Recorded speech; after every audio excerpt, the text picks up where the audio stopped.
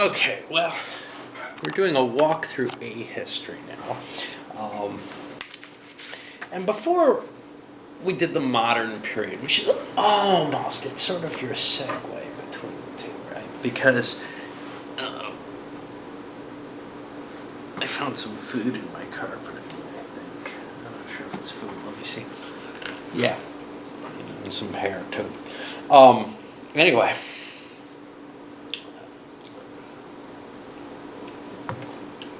Some of these later are diverging more from what we might call history. Now, the next one that we're hitting is myth.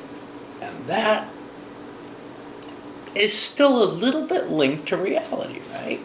So let's take a look at what we see with the myth. And I start this off with Eagle Games' Age of Mythology, which I actually did not like much at all.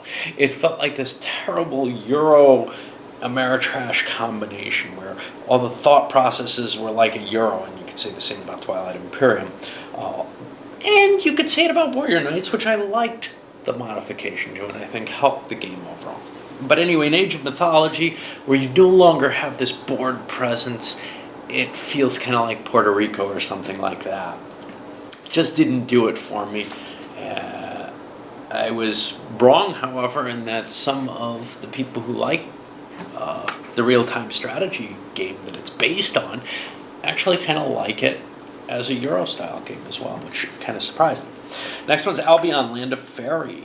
This is an old Ares magazine game, SPI, and very, very exciting in the sense that it feels like a real war game in the fantasy era. Maybe the most war gamey of the fantasy games that I've got. But it's got some kind of goofy stuff where you have to have challenge combats. It just, huge stacks moving around the board. It just doesn't quite manage the feel that you wanted in the game when it comes down to it. And then there's the fact that almost invariably the game ends with both players losing, which kind of sucks because basically if the fairies and the trolls both take too much loss, well, if between them they take too many losses, even if it's all on one side, then the humans win and both players lose. It doesn't play out terribly well. I know that there's a print and play of a Norse version of this. I don't know if it's any better. It might have gained some of the advantages. Demons. This is in Armenia, supposedly. I remember more of Asia Minor on the map, though. You're wandering around looking for treasure, and you're able to conjure demons to find the treasures and fight. And I remember it being a really boring game. Felt kind of like a simple war game. I mean, there wasn't a lot going on there. Quest. This is one that didn't make it up here. This is a Knights of the Round Table game, sort of an adventure game. You move around on the board and you draw cards, kind of like a talisman type thing, except the board is, an area movement type setup. I guess you could say the same about talisman, but it feels more like Monopoly. You can joust against other knights. One of the biggest bonus factors of this game is that the way the rules are written, if you play it in the maximum amount of players, 6 players, one person can't ever leave his chair and he's stuck at the round table all game. I'm sure, you'd want to make a house rule for that or something. I don't know. But Heroes of Olympus, this was Task Force Games. This is actually a role-playing game. And this is the only mythological role-playing game I have, so I haven't mixed in with the others, because it also has tactical combat scenarios. It's kind of a cute idea. I don't think I brought it with me. I never much played it. As a role-playing game, it had some interesting factors, but I just didn't push myself into it. Ragnarok, Twilight of the Gods, I played this recently. This is one of my entry-level games. This is one of those games that, because of the fantasy theme, sometimes you can bring people into it easier than you can bring them into, say, a Napoleon at Waterloo. It's a little more complex than Napoleon at Waterloo, but it's still a tactical battle game. And I think it's maybe more fun than something like Ogre. But that's a close call. I mean, neither one's a great game. Tales of the Arabian Nights. nice little storytelling game. I used to love this game. I'm finding I'm not enjoying it at all in 2 with my wife. I don't know if that's kind of just too much familiarity with the game. I find myself getting irritated with her in it because it does have a very limited amount of playings. Once you've been through the book a certain number of times playing it, you can't really do it again. A lot of people have an objection to this one because it's like a choose-your-own-adventure book. It's deeper than any choose-your-own-adventure book, though, and it's got some little fill-ups to it in the sense that you can play cards against other people in one version. You can select what people are going to face. There's interaction of limited varieties in it. And then the final version is the storytelling version, which unfortunately I've never gotten to really play. We do voices and all that, but in this one you just fully act out the scenes, which could be really great. And actually the scoring becomes more based on how you tell the story than the rest of the game. All right, now let's go to the fictional. What's going on here? Where am I? Well, fictional are games that could be the real world, but not quite. So, for example, they won't be set in the real world at any real time. And Risk would perhaps fit in here, but I would probably not make that fictional, even though it's totally made up.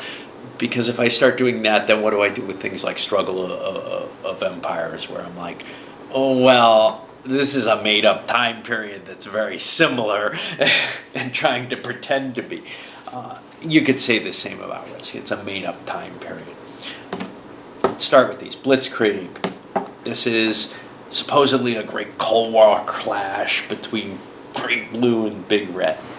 And, it's kind of a cute little game for a strategic game. I don't know if it's the first strategic conflict of its type.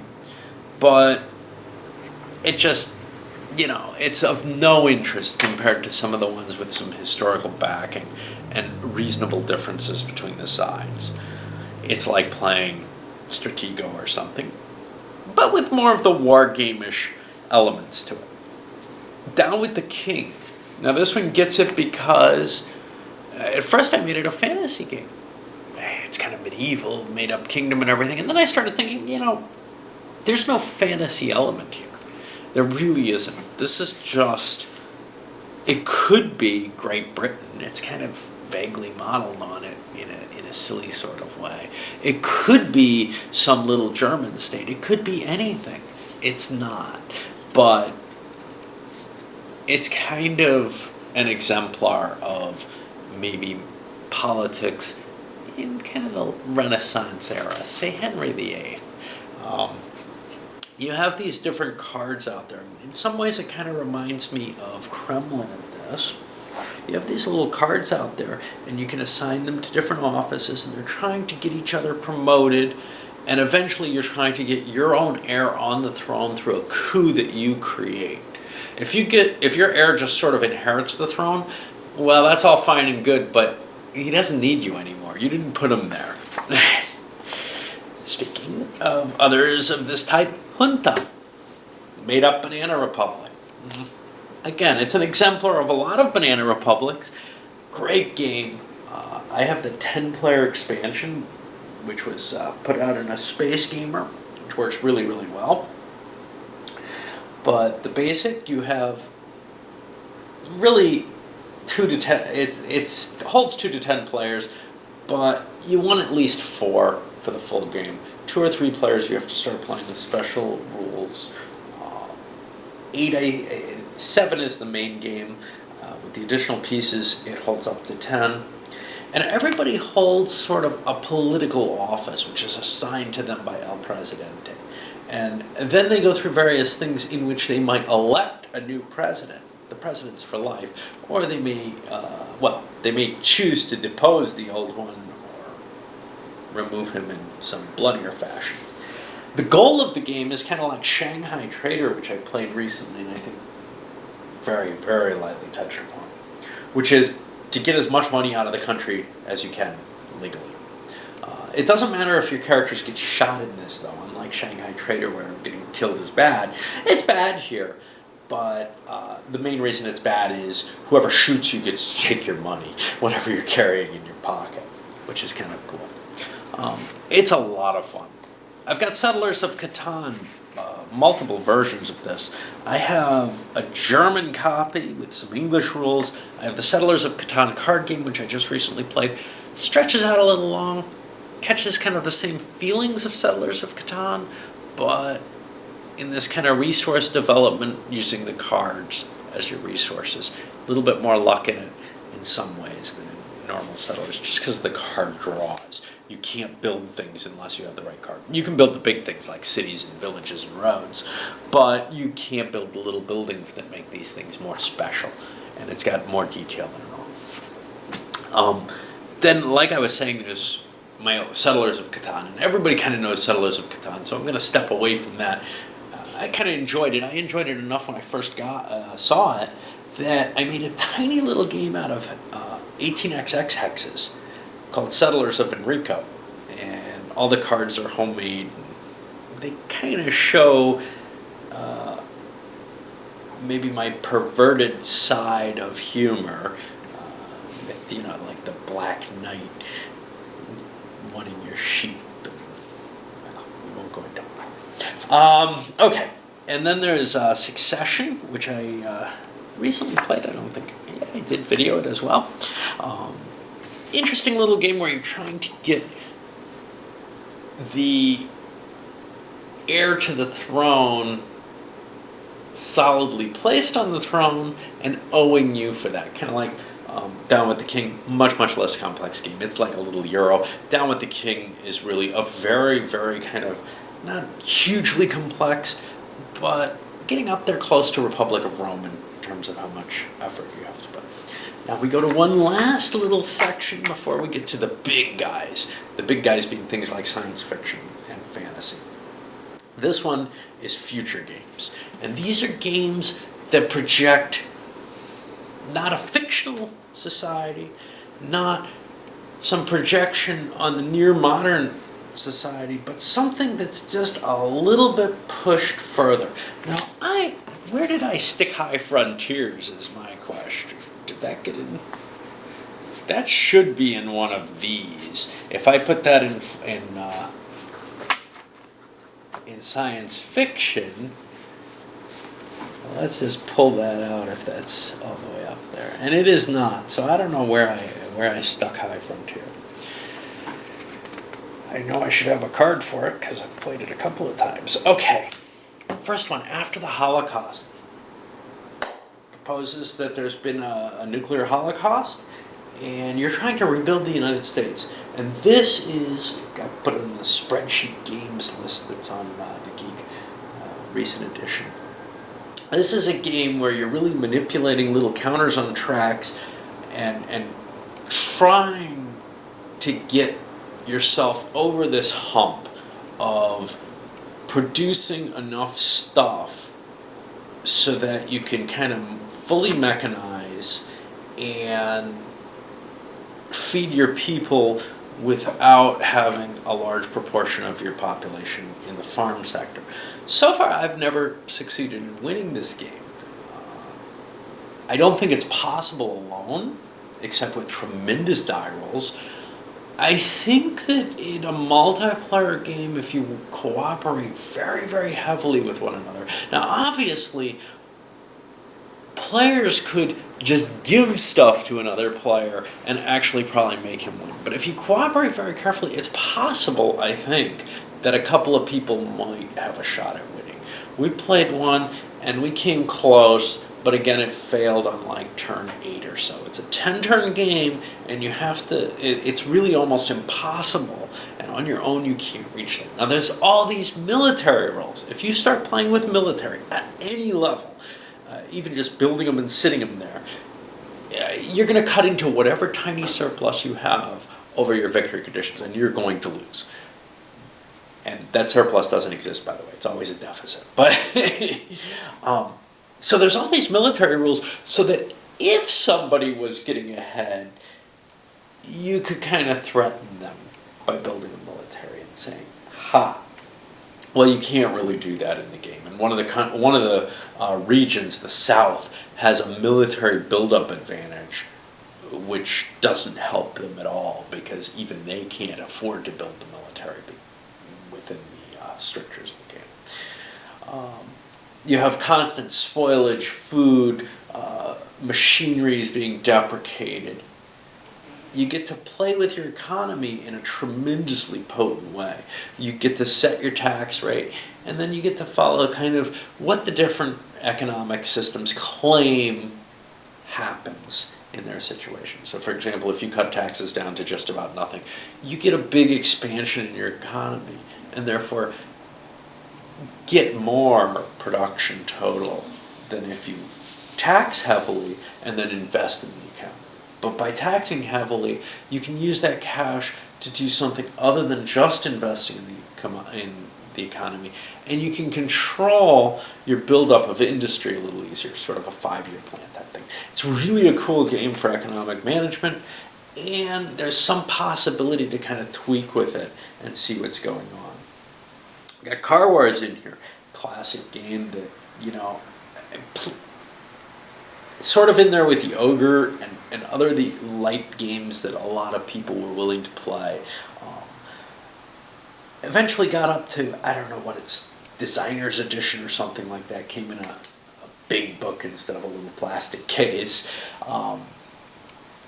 The rules were clearer by this point, better organized, not tremendously so. There were still serious problems there, like a parked bus is more dangerous than to hit at any speed, even though you'd think, well, that thing would kind of bump, right? I mean, it isn't fixed in place the way, say, a concrete barrier is. Well, a concrete barrier, I don't care how heavy you make it in that game, only does ×1 damage when you strike it. Whereas a bus does like ×32. So the difference, we're not talking about a slight difference because maybe the bus is a little deformed and shaped differently and it'll hurt your car more. No, the difference is kind of between I hit the wall and bounce off, I hit the bus and my car disappears and vaporizes. That's a little silly, but anyway, this was a fun game, especially for tournament and arena for my side, but I know some people played it more as a role-playing type experience. I played the GURPS Car Wars role-playing, but that didn't feel like Car Wars at all. Invasion America. I also have Fortress America. This is like Fortress America. This is the game Fortress America was designed, to be, except Fortress America is the Axis and Allies version of this, which would be sort of maybe the Third Reich version. It's not really that heavy, but it's a fairly detailed combat game with air, naval, not much naval, armor, hover tanks, this, that, and the other, all being handled in a purely military way. It's nowhere near as cool a game, actually, as Fortress America, which was kind of a cute little game. It suffers from the same situation, though, which is it can hold from 2 to 4 players. In 2 players, it's all these invading powers coordinating against the U.S. In 4 players, these players are going to have a slight desire to do more than just defeat the U.S. or the native forces that are there. They also have to make sure and keep an eye on each other. And if you look at, well, what's the likelihood I'm going to win U.S. versus the invaders in the 2-player game? Well, it can't be 50-50. I mean, there's no modification to the game between the two. You use the same troops, etc. There may be a modification in Fortress America in terms of card draws or something. But I think there's not, actually. I think you play 3 powers separately. But here's the thing. I mean, let's say I've got a 50-50 chance in the 2-player game. Well, then in the 4-player game, the U.S. is not going to have a harder time holding off people who might have cross interests. So he's probably still got at least a 50% chance of winning, and each of the other players has a third of a 50% chance of winning. Or alternatively, if everybody's got a 25% chance of winning in the main game, in the 4-player game, well, then you would expect that with those three, because here, the victory conditions are only triggered when the invaders win for them. So they have to win, which is the same conditions that they face in the 2-player game, in order to determine which one of them actually did win. I know that's probably kind of confusing, but sometimes I have trouble speaking, and this is one of them. Alright, so that gets us clear up to the science fiction set. I gotta figure out what's up with High Frontier and why. Maybe I put it under modern, because it really isn't that. No, I don't know where the hell I put it. Alright, anyway, we'll see where it is and get a card for it, but this one's going